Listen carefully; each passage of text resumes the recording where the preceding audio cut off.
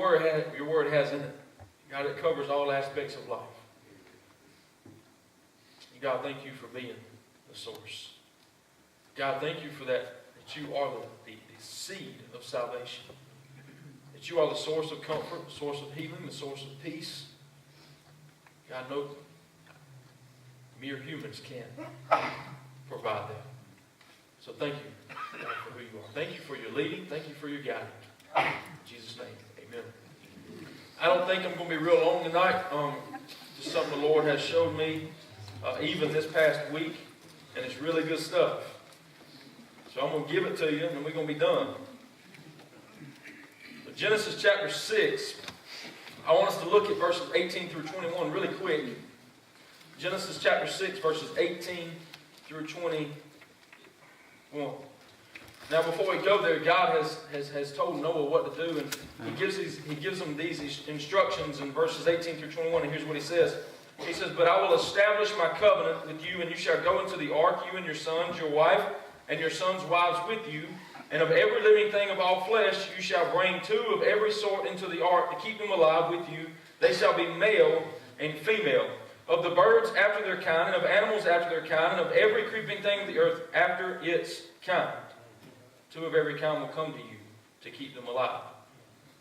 And you shall take for yourself of all food that is eaten, and you shall gather it to yourself, and it shall be food for you and for them." So he's told Noah to build a boat that is 450 feet long.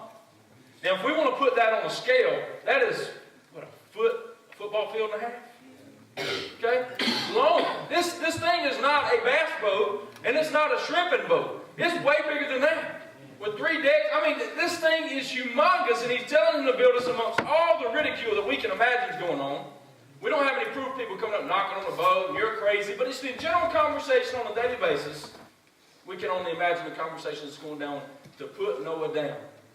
Say, "Man, you're crazy. We ain't never saw rain. What you talking about, dude? You have lost your mind." We can only imagine, because the Bible says that he was a preacher of righteousness. Okay, he was a preacher of doing the right thing. He was a preacher, basically, of the gospel of God and what he knew at that time. This is what Noah did, and God found favor with Noah. Okay? And we know because of Noah, his family will be able to get on the boat and be saved. But something, I was eating breakfast with a youth pastor this past week, and me and him got to talking about Noah and the story of Noah. And if you look at me, verse 20, one more time, I want to just dig into this really quick. "Of the birds after their kind, of animals after their kind, and of every creeping thing of the earth after its kind." Get this last part. 2 of every kind. Somebody finish. Let me ask y'all a question. Philip, did Noah go get the animals? No. Now get this now. You have lions or cows, herds of things, and we're not going to go into the detail of which animals came, because people ask all the time, "Millions of animals?" No, you have to break them down into phylum and species. It's just a big, long process you have to go through, and we're not getting into all that. That's not the point of tonight. So here's the deal. We have God, and he told Noah exactly what to do. Okay? Then he tells Noah, "I'm going to bring the animals to you. You ain't got to go out looking for them. You ain't got to go out figuring it out. I will bring them to you." Now, how many of us have a hard time following the direction of God sometimes? We do. We want to argue with God. We want to fuss with God. And Jack is pointing to his wife, and I'm not sure that's good right now, but he is pointing to her. We have a hard time. Following God. Now, understand, folks, we have animals here. Put your mind in the mind of a cow for a second. All a cow is focused on, Jack, is filling his 5 stomachs. You know, don't he have 5 stomachs or 3 stomachs? 4? I'm getting 4, 5, 6, 10. Whichever how many stomachs he has, all he's focused on is feeding his stomach. And a goat, all is focused on is feeding their stomach. That ain't even focused on nothing else except a dog chasing them and they get scared and run back in the pen. I mean, that's what animals focus on. And the very of God tells the cow, I need you to go to the boat. The sovereignty of God tells the goat or the sheep, I need you to go to the boat.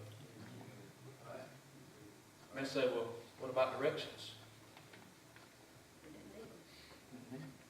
Because the sovereignty of God told the cow and his friend which way to turn. That's good stuff.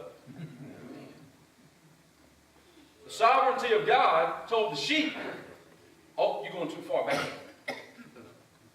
I need you to take this little road through the woods here. It ain't much. And it's not really beating the war down, but this is the way I need you to go. And I got a purpose for you.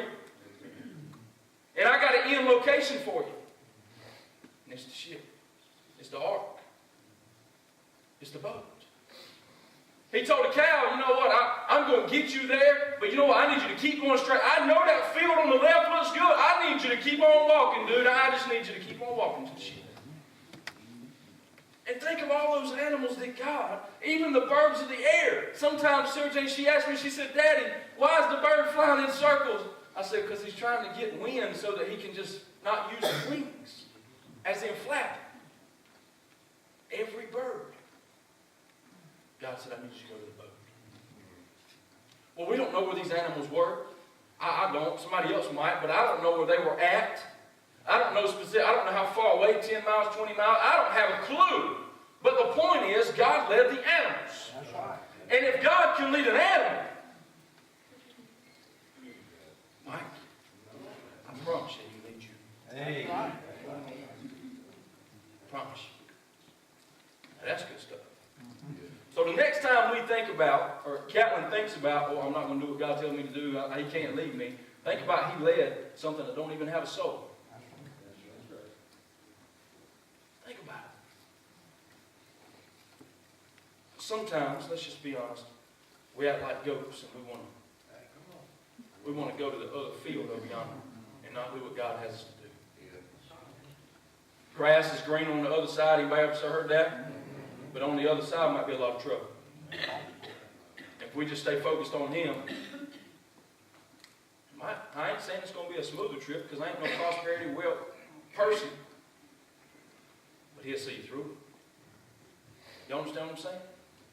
So next time we think about questioning God and then what He can do, then let's just think about He led the animals. And if He can lead an animal, He breathed life into me and you. And He has a purpose for you and me. And He will, Mike, lead you and guide you, Halen, and direct you exactly where you need to go.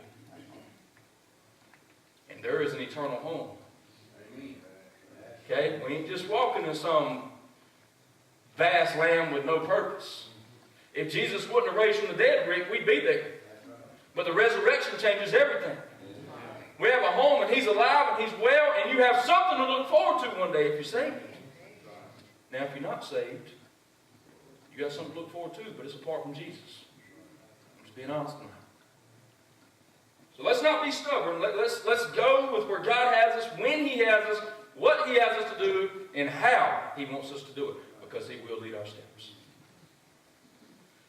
Now, He drew, this is just another point, He drew the animals to a place of safety, to a place of refuge, to a place out of the storm. Okay? They still had to ride the storm out, but He drew them to a place where they could be sheltered during the storm. Okay? Safety, no condemnation. He drew them to a place of no condemnation. He drew them to a place of a way of escape. During times of temptation, guys, He provides a way out. The Bible says He does. If we just listen and do what He has us to do and let Him guide our steps, just like He did the animals. He drew them to a place of hope. He drew them to a place of peace. Y'all with me? As He did well Noah and his family. So what did Noah and his family do? Did they say, well, okay, God, where's all these animals? Come on, what the world, what are you doing? How did they get here? Oh, God, you want me to put these animals on the boat, man, but I don't know where you want me to get them from. You ain't got to worry about it. Because I'm going to draw them to you. This is good, Slim. This is good. We're called to go out and witness. But who draws them unto himself? Jesus. The Holy Spirit draws them unto himself. Okay? Noah was more or less to be the captain, so to say, of the boat. God was not the captain, the co-captain, if you want to say it. God was the captain. God did the drawing. Noah was supposed to put him on the boat. And that's exactly what he did. Now get this. What's the responsibility of the church? God draws them. And we're the disciple. That's right. That's a picture of the church right there, folks. I'm just telling you. That's good stuff. So what did Noah do? Let's look at chapter 7, verse 13 through 14. We're skipping on down. On the very same day, chapter 7, verse 13 and 14, on the very same day, Noah and Noah's sons, Shem, Ham, and Japheth, and Noah's wife, and the 3 wives of his sons with them entered the ark. They and every beast after its kind, all cattle after their kind, every creeping thing that creeps on the earth after its kind, and every bird after its kind, every bird of every sort. They got on the boat. God drew them. God led them. God told them what to do. Guess what? They got on. They got on. Okay? Now here, Rick, is what the Lord showed me the other day. We don't ever talk about the door of the ark, do we? We see these just beautiful pictures, and we always see the door come down with chains and ropes. Maybe, but nowhere in Scripture does it say that the door had chains and ropes. Nowhere. Okay? It don't. So how was they going to shut the door? Hang on. Chapter 7, verse 16. Hang on a second. Listen to this. So those that entered, male and female of all flesh, went in as God had commanded him, and the Lord shut him in. Shut the animals in. Shut Noah and his family in. To what? A place of refuge. A place of salvation, because the story of Noah is a perfect picture of salvation. A place where no condemnation. Get this, a place of perfect peace. Now, I don't know about y'all, but inside that boat, anytime you put a cat and a dog in the same place, unless your dog is weird and likes cats, or unless your cat is weird and likes dogs, I don't know. It's the weirdest thing. But there's some kind of fight going to break out. When you put a predator and a prey in the same space, going in the boat, can you imagine like a lion or something looking at a rabbit thinking, that's delicious? That is just outstanding. I am about to get that. Folks, we don't hear none of that. I'm talking about a place of perfect peace, where the sovereignty of God rested over this boat. Okay? Before I go any deeper with what the Lord showed me, I believe that's the way He wants the church. Perfect peace, which I know that I got problems, and you know that you got problems, and as soon as we allow the flesh to step in, we mess things up. That's why it's important to understand the sovereignty of God and allow Him to work and us be under His control and submission. Y'all with me? The ark is the perfect picture of the church. I believe that. I'm not saying we don't know all the details going on inside that ark. Okay, we don't. But we don't hear of anything being out of order. Okay? Now, let's get to the point I was going to talk about. We have this door. Doesn't say it has chains. Doesn't say it has ropes. But the Lord shut them in. Okay? But let's think about this door real quick. What if Noah would have said, you know what? Somebody got to shut the door.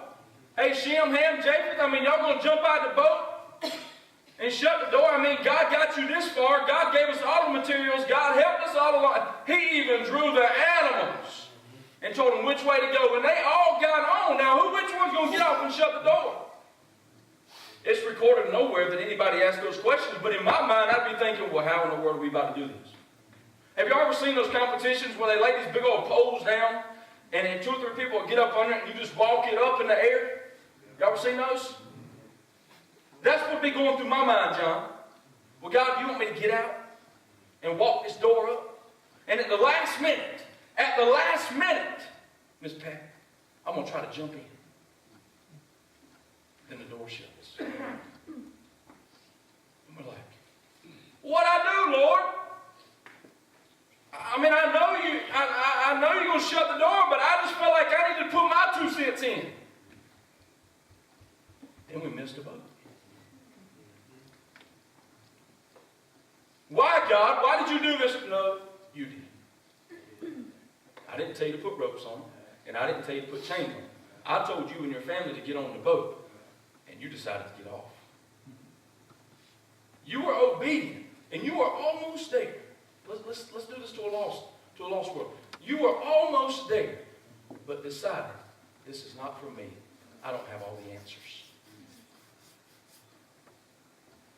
You know, if you get in a lot of conversations today, folks, authority is the biggest problem about whether or not we give our life to Jesus.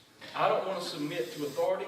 I want to make the call. I want to have all the answers. And if there's just a little bit of unphysical certainty, then I'm not getting on board. And that's what's out there. If you haven't had a conversation in a while, check it out. I'm just telling you, that's what's out there. And Jesus said, I'm sorry. But I told you to get on the boat. And you decided to take it amongst yourself, to try and shut the door on your own and seal your own self in. But it doesn't work.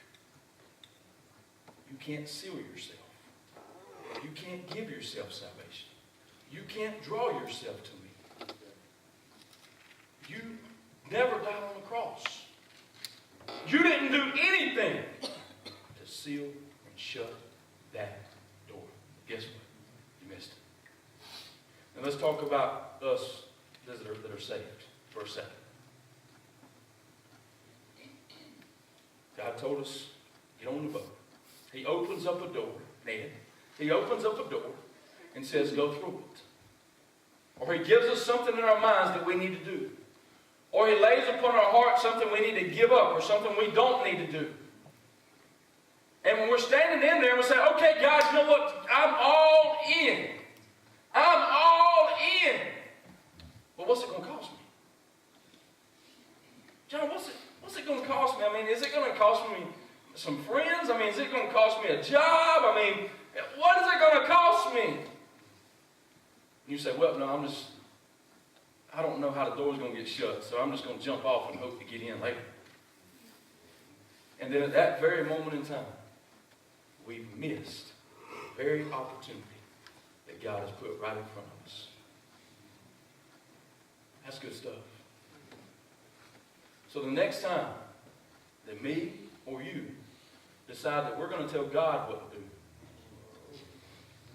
and the next time we say, well, I ain't got all the answers and I can't get into something that have all the answers to, just remember, once you jump out and that door's shut, you may never get the opportunity again. Come on. Just remember that. I believe God gives everybody at least one shot to know Him. Now, I had several, and a lot of y'all had several. And some of y'all answered on the first call. You got on the boat and you know that Jesus shut that door and He sealed it. And there's no questions in your mind. But maybe there's somebody here tonight and you're thinking, well, I'm trying to shut that door and it just ain't working.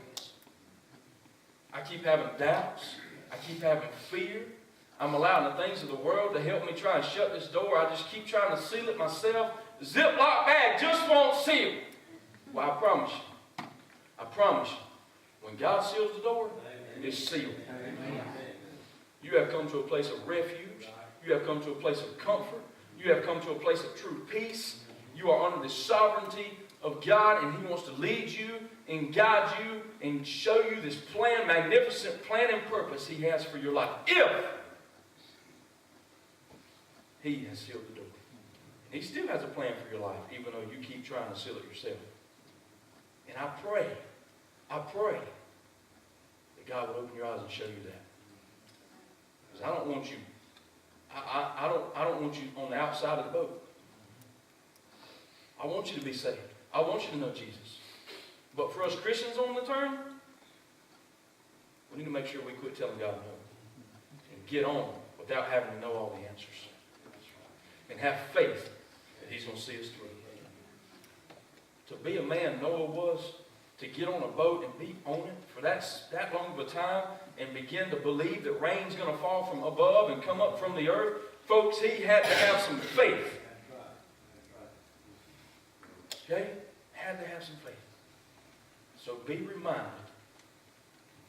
of that door. And just because you don't have all the answers and just because I don't have all the answers does not mean God's any less than who He says He is. Y'all with me? So my question tonight, are you in the boat, sealed, salvation-wise? My next question is, has God opened the door, but you don't know all the answers, so you've chosen to get out and try to find the answers and try to push it up yourself? That's my next question. So I want to have a silent invitation tonight. So everybody would bow your heads, close your eyes. And just think about where you are spiritually. Just maybe there's an opportunity God has put right before you. And you're on the edge of getting off and staying on. But just maybe tonight, you know that God wants you to stay on. And you don't need to jump off. You need to allow Him to shut that door with you in His will and move forward for Him. Or maybe tonight you realize that you need Jesus and you've been trying to seal the door yourself and you can't do it. The altar's open.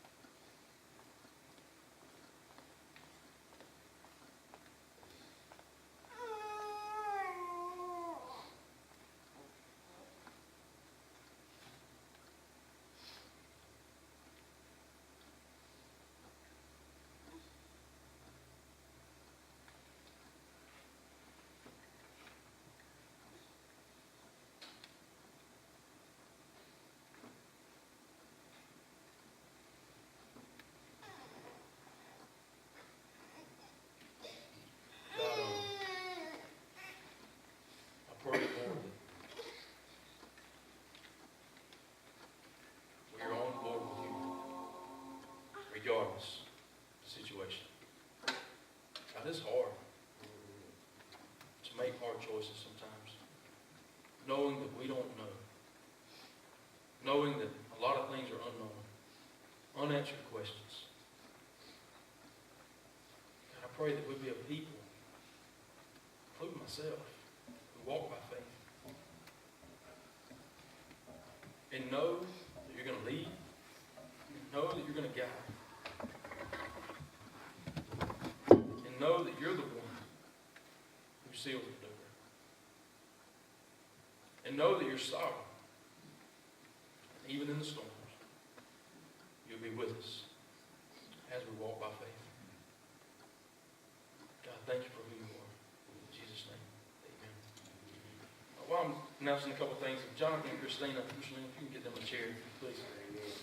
They're going to come down and we're going to pray over them before we get out of here tonight. BBS workers meeting is tonight in the fellowship hall immediately following service. Get your materials and all that good stuff. So if you're helping in that, please attend that meeting. March 17th is that movie, right, Ms. Fran? Yes. March 17th is the movie. And remember, Annie Armstrong over here, Miss Ann Larry does a fantastic job with that. We love you, and we thank you for who you are. And I pray that we'll be sure that God has sealed the door in our life, and we don't fill it with anything else. All right? Jack, if you would come up, if everybody else would come down, get around Jonathan, Christina. Jack, if you would close us.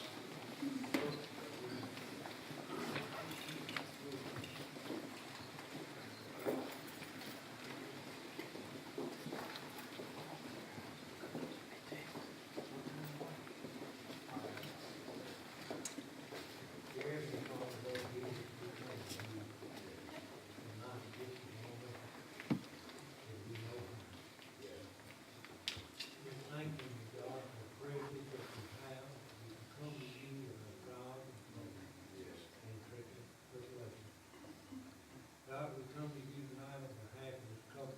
Yes, Lord.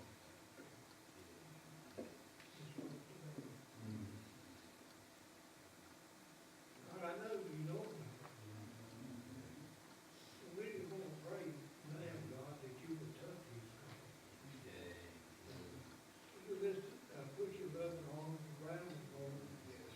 Let them know that you know what's going on. And that you love them. And that you're going to take care of them. Lord, I know they don't understand that. And we don't understand a lot of things. We've got to put faith and trust in you. In you, Jesus. Nothing else.